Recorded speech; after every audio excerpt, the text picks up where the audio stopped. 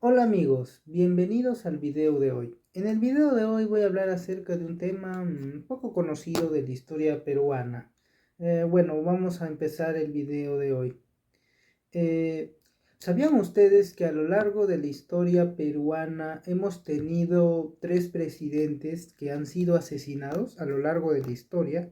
¿No? A lo largo de nuestra historia republicana, nosotros como república tenemos 200 años de historia como república independiente, es decir, no estoy contando la era virreinal.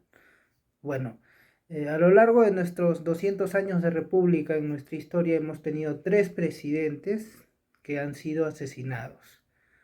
Y es un tema pues que se ha tocado poco en las escuelas, no se suele hablar mucho de estos temas, pero en realidad son temas muy interesantes. Bueno, y en este video vamos a hablar acerca de estos tres presidentes que han sido asesinados. Estos tres presidentes que han sido asesinados han sido, o son, ya, son José Balta en 1872, Manuel Pardo y Lavalle en 1878 y Luis Miguel Sánchez Cerro en 1933.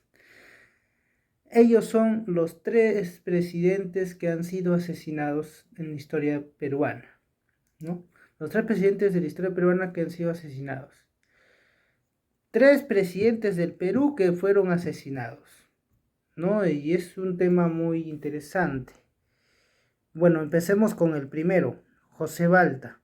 José Balta y Montero fue presidente del Perú entre 1868 y 1872.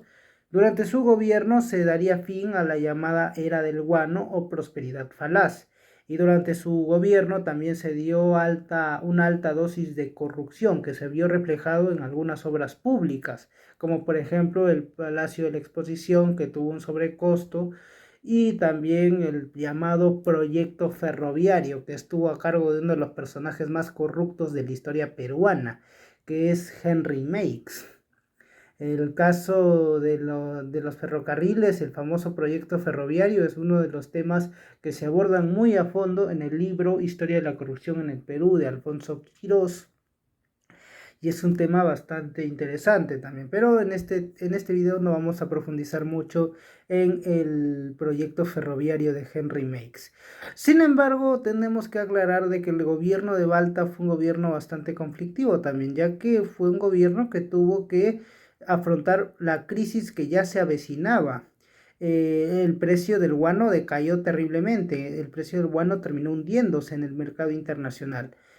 Al caer el precio del guano, el Perú pierde el mayor recurso que tenía como producto de exportación para poder ganar dinero. Recordemos que si hay algo que caracteriza la prosperidad falaz en esta parte de la historia peruana es que fue una etapa donde se despilfarró el dinero a manos llenas.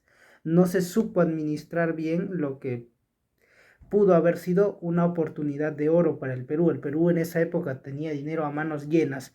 Sin embargo, los malos manejos administrativos, la corrupción de las autoridades públicas terminaron por llevar al Perú a la ruina total y a hundirlo por completo.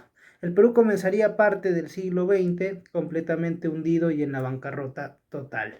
Eso es algo que caracterizó también al Perú decimonónico.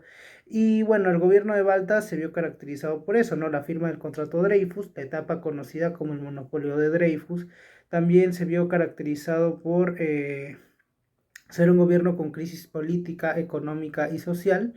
Y bueno, todo esto va a terminar en un sangriento episodio, en un episodio violento de nuestra historia peruana. Todo esto empieza en 1872 cuando José Balta llama a elecciones donde se presenta el candidato civil Manuel Pardo y Lavalle. Para ese momento Manuel Pardo y Lavalle había logrado una gran popularidad y gana las elecciones de 1872. Y pues todo estaba listo para que Pardo asuma la presidencia. Pero va a pasar un acontecimiento que va a marcar con sangre la historia peruana.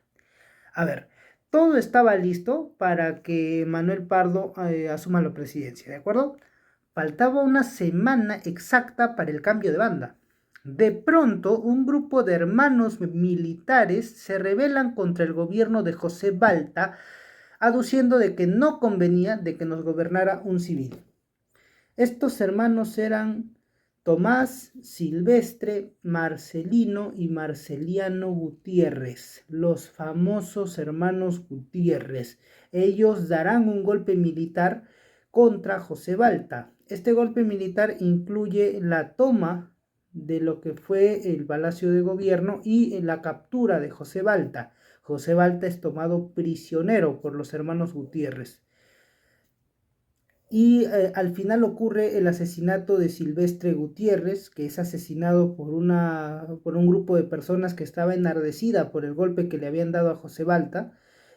Manuel Pardo y Lavalle tuvo que refugiarse incluso con la Marina de Guerra del Perú, que no apoyó de hecho el golpe de estado de los hermanos Gutiérrez. De hecho, personajes importantes como por ejemplo Miguel Grau no apoyaron la rebelión de los hermanos Gutiérrez. Y ellos de la Marina de Guerra del Perú decidió ponerse en favor de Manuel Pardo y Lavalle y decidieron protegerlo, ¿no? Para eso decidieron mandarlo a un refugio y tenerlo allí hasta que todo se calme. Muere Silvestre Gutiérrez y pues esto causa la ira de los hermanos que ordenan el fusilamiento de José Balta. Este golpe de estado incluyó el asesinato de José Balta. José Balta muere fusilado en el cuartel donde estaba siendo prisionero. Muere fusilado y esto causó el repudio total y el enojo total. O sea, el pueblo peruano, el pueblo de Lima estaba enardecido. Esto causó el repudio total de parte del pueblo limeño. La gente salió a las calles de Lima a marchar, a protestar con todo y a linchar con todo a los hermanos Gutiérrez. Murieron 3 de ellos y sus cadáveres fueron sometidos a toda clase de ultrajes y bajezas. Se les desnudó, se les golpeó, se les apedreó y al final sus cuerpos completamente desnudos terminaron siendo colgados en las cimas de las torres de la Catedral de Lima. Así fue una parte de nuestra historia republicana. Y bueno, de esa manera José Balta se convertía en el primer presidente de la historia peruana en ser asesinado. Su muerte significó obviamente el final violento de lo que había sido el primer militarismo, ¿no? El militarismo que empezó con violencia mediante guerras internas, golpe de estado, traiciones entre caudillos y bueno, se sellaba con sangre el final violento del primer militarismo. Y empezaría otra etapa en el Perú que se conocería como el primer civilismo, donde llegaba a la presidencia Manuel Pardo y Lavalle. El siguiente presidente en ser asesinado es precisamente Manuel Pardo y Lavalle. En 1878, en noviembre, mientras se dirigía al Congreso, Manuel Pardo y Lavalle es asesinado por un oficial del ejército peruano. ¿Y por qué es asesinado Manuel Pardo y Lavalle? Bueno, Manuel Pardo y Lavalle, entre muchas de las cosas que lo caracterizó, fue que quiso controlar los ascensos desmesurados en las Fuerzas Armadas. Incluso llegó a proponer una ley en el Congreso donde se prohibía o de alguna manera se quitaba el derecho de los suboficiales a estudiar para oficiales. Es decir, se les quitaba, por ejemplo, a los sargentos el derecho de seguir su carrera militar con grados de oficiales. Y esto pues causó un malestar profundo en un sector del ejército. Y precisamente va a ser un sargento el que va a matar a Manuel Pardo y Lavalle. En noviembre de 1878, Manuel Pardo y Lavalle se dirigía al Congreso y fue asesinado de un balazo por el sargento Melchor Montoya.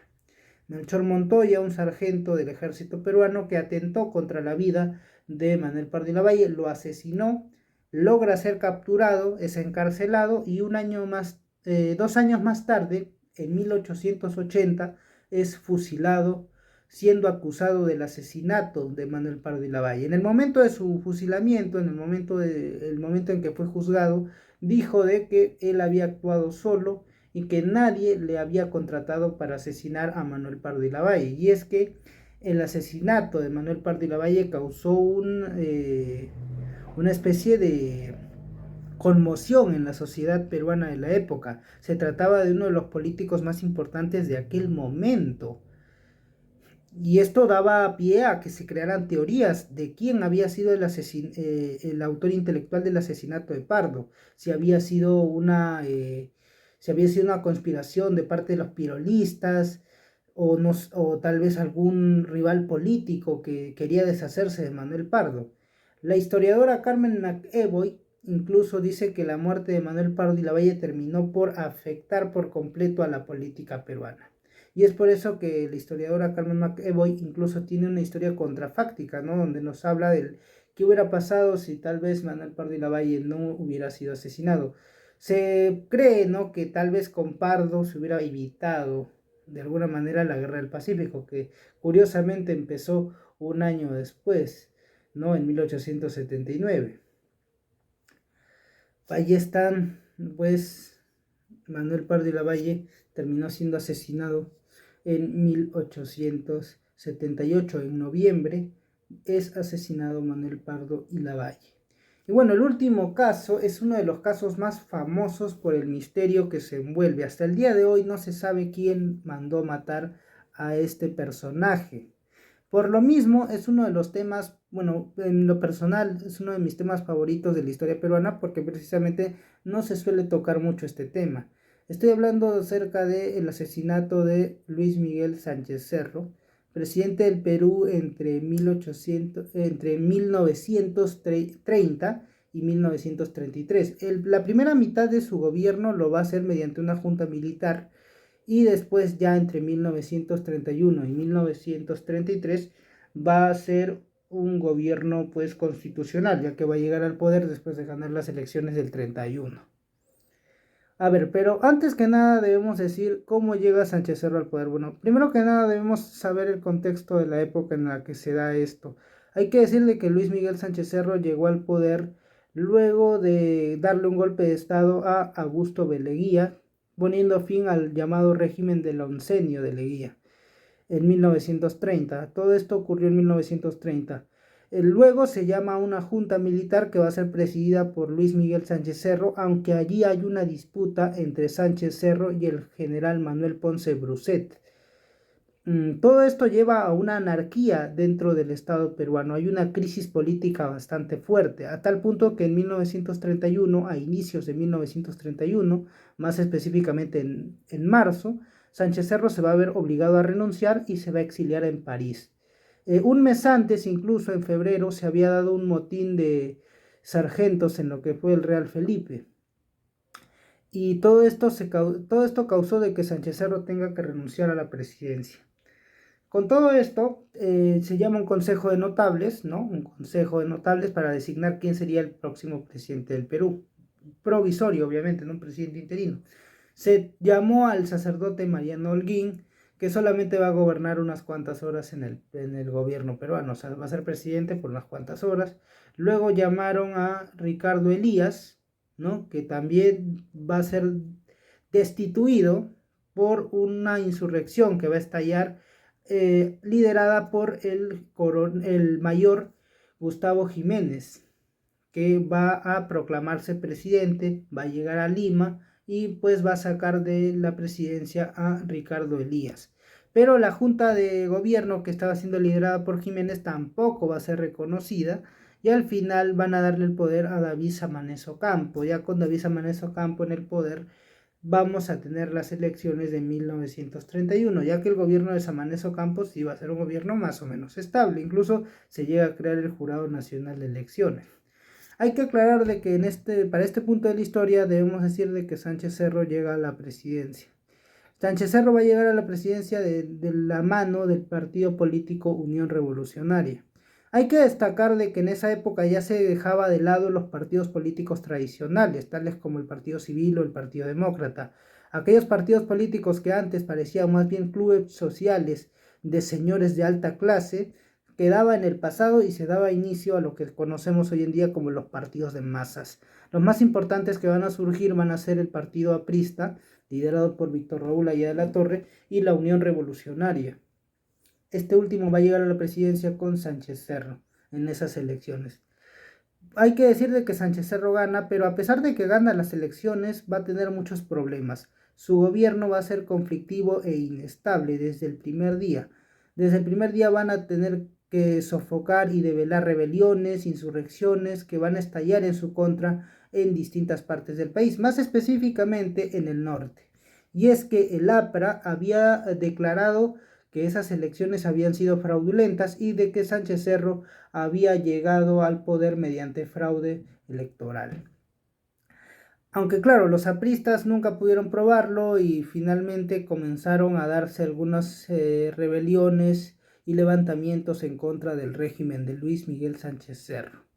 A tal punto que se va a dar el llamado año de la barbarie, donde va a haber una rebelión en Trujillo, ¿no? Va a haber un levantamiento en Trujillo e incluso va a tener que intervenir el ejército. Y aquí se va a dar pues el famoso mito del búfalo aprista, ¿no? El famoso búfalo aprista y todo eso. El año de la barbarie, 1932. Sánchez Cerro para ese momento tomaría algunas medidas, como por ejemplo tomaría la medida de crear la famosa ley de emergencia, se declararía al APRA un partido ilegal y además cerraría la Universidad Nacional Mayor de San Marcos, ya que la consideraba un lugar subversivo donde se estaban dando ideas de rebelión e insurrección en contra del régimen. Sánchez Cerro por eso decidió cerrar la Universidad Nacional Mayor de San Marcos y pues decidió declarar ilegal al APRA. Con todo esto ya el gobierno de Sánchez Cerro parecía que no iba a llegar al final, porque él tenía que gobernar hasta 1936. Porque se me había olvidado mencionar de que en ese tiempo se va a dar también la Constitución del 33, que va a ser precisamente dada durante el gobierno de Sánchez Cerro. Y también vamos a tener un conflicto con Colombia por el territorio de Leticia, un territorio que había seguido Leguía mediante el Tratado Salomón Lozano de 1922. Había algunos problemas, unos conflictos en esa zona y pues Sánchez Cerro decide declararle la guerra a Colombia e ir al conflicto. Y es aquí donde todo se termina por completo. Aquí Sánchez Cerro va a morir. No va a llegar a ir a la guerra con Colombia porque ese año 1933 ocurren muchas cosas. Lo primero es que estalla una rebelión de militares en contra de Sánchez Cerro. Dicha rebelión terminó siendo develada y los insurrectos terminaron siendo derrotados. Después va a haber un atentado en contra del presidente Luis Miguel Sánchez Cerro. Una bala le va a perforar el pulmón y esta bala fue dada precisamente por un militante aprista. ¿Y qué va a pasar después? Bueno, esto ocurre en marzo de 1933. El 30 de abril de 1933, mientras el presidente Luis Miguel Sánchez Cerro asistió al Coliseo de Santa Beatriz, al hipódromo de Santa Beatriz, se estaba dirigiendo a despedir a las tropas que iban a ir al frente a la guerra contra Colombia.